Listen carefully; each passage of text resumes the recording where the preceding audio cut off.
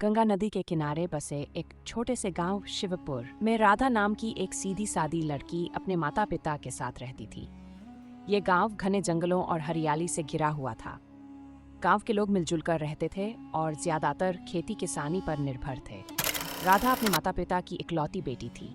वह बहुत मेहनती थी और दिन भर घर के कामकाज में अपनी मां का हाथ बंटाती थी। राधा को जंगलों में घूमने और वहां से लकड़ियां इकट्ठा करने का शौक था। वह जब भी समय पाती जंगल में चली जाती। वहां के पेड़ पौधों और पक्षियों की आवाजों में उसे सुकून मिलता था। लेकिन गांव के बुजुर्गों ने उसे कई बार चेतावनी दी थी कि जंगल के कुछ हिस्से में न जाया करे, क्योंकि वहां अजीब घटनाएं होती थी।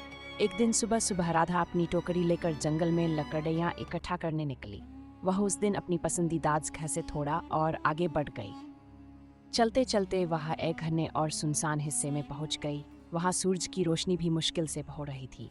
लकड़ियां बीनते बीनते उसकी नजारियों के पास को चमक पड़ पड़ी। उत्सुकता से वह पास गई और देखा कि वहां एक सुनहरा कंगन पड़ा था। वह कंगन इतना था कि राधा की आंखें चमक उठीं।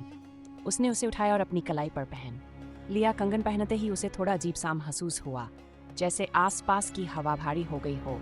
पक्षियों की आवाज अचानक बंद हो गई और जंगल में सन्नाटा छा गया।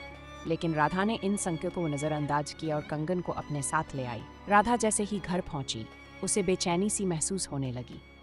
शाम होते ही अजीब अजीब घटनाएं होने लगीं। घर के दरवाजे अपने आप खुलने और बंद होने लगे।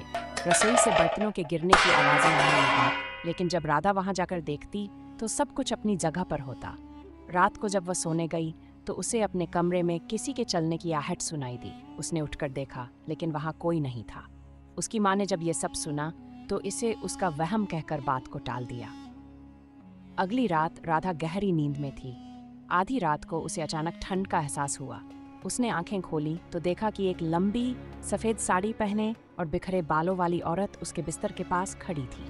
औरत की आंखें गहरी काली थीं और उसका चेहरा बेहद डरावना था। औरत ने कहा, ये कंगन मेरा है, इसे वापस कर दो। राधा डर के मारे चीख पड़ी। उसकी चीख सुनकर उसके माता पिता दौड़ते हुए उसके कमरे में आए। उन्होंने कमरे में किसी को नहीं देखा, लेकिन राधा डर से कांप रही थी। उसने पूरी घटना अपने माता पिता को बताई। अगले दिन राधा अपने पिता के साथ गांव के बुजुर्गों के पास गई और उन्हें सब कुछ बताया। बुजुर्गों ने कहा कि ये कंगन उस औरत का हो सकता है जो सालों पहले जंगल में मारी गई थी।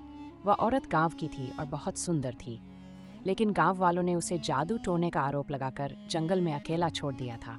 वहीं उसकी मौत हो गई थी। बुजुर्गों ने कहा, उसकी आत्मा कंगन से बंधी हुई है। जो भी इसे पहनता है उसकी आत्मा उसे परेशान करने लगती है। बुजुर्गों की सलाह पर राधा ने कंगन को वापस जंगल में ले जाने का फैसला किया। वह अपने पिता और कुछ गांव वालों के साथ उस जगह पहुंची जहां से उसने कंगन उठाया था। जैसे ही उसने कंगन उस जगह पर रखा, हवा तेज चलने लगी और अचानक वहां एक धुंधली आकृति दिखाई दी। आकृति ने कहा, अब मेरी आत्मा को शांति मिलेगी, धन्यवाद। वह धीरे धीरे गायब हो गई, थम गई और सब कुछ सामान्य हो गया।